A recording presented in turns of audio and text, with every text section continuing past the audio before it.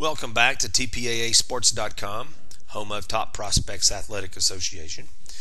During this video, what I'd like to do is kind of walk you through how to add a team or add multiple teams as the example that I'll give you. But first thing we have to do is log in. So if you'll drag your mouse over to this far right hand corner, you'll see a link that says login.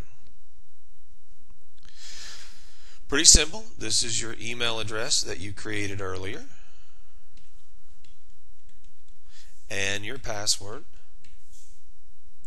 and sign in. This is the page that you'll become intimately familiar with as you move along many of our events.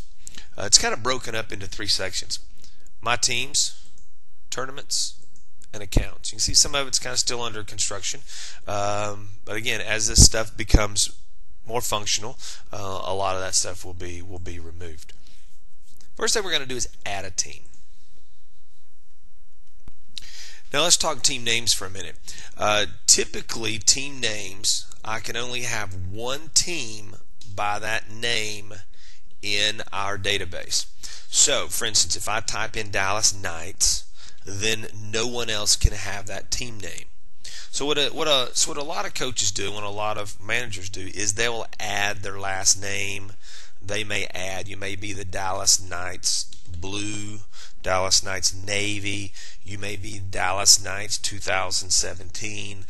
Typically you're going to have to add something else to it, because again, the first person that steps up there and takes Dallas Knights, then nobody else can have them. So what I'm going to do is I'm going to take Dallas Knights sample. That way I know nobody's going to take that one. Also need your USSSA number.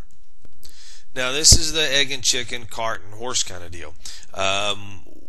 In one of the other videos, I'll show you how to register onto USSSA and how to input your roster. But once you've done that successfully, you will have a USSSA number, and that number is 10 digits.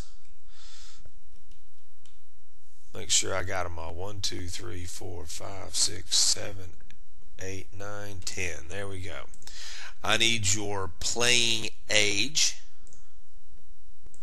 I need your level, your division. Now, please view the video on playing divisions, because that'll kind of explain to you what D1, D2, D3 is. Next, we will need your grade that you're playing. Now, you notice that some of the information here is already pre-populated, and you can change it if you need to. But this is pre-populated from your coach's login. Now, we need an alternate contact. I don't care who this contact is. It can be your spouse. It can be your assistant coach. It really doesn't matter. But what I do need is another phone number. You can begin to see I want phone numbers from you so I can get in touch with you if I need to. Now, address. We use primarily on the address the city, particularly when we start looking at schedules. We consider anybody kind of within the Metroplex of being a local team, so you need to be ready to play when and where scheduled. However, if you're a traveling team, we will look to see how far. If you're a Midland team, or if you're a Houston team, or Austin team, or whatever the case may be, we'll begin to look at that city to see how much time that we need to give you during the scheduling process. Last thing I need is a zip code. I can only type. Alright, I'm going to add a team. If you get this screen, you've done it successfully. Now, as I said in the video prior to this, you can add 1, you can add 3, you can add 5 teams. It really doesn't matter.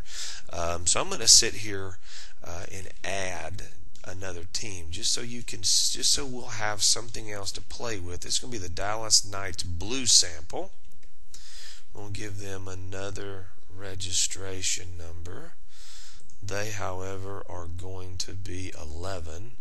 They will be a D3 team, and they're in the 6th grade.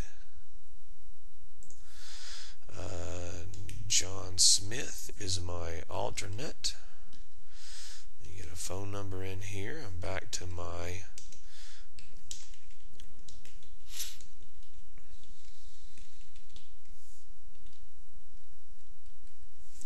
Alright, added a second team.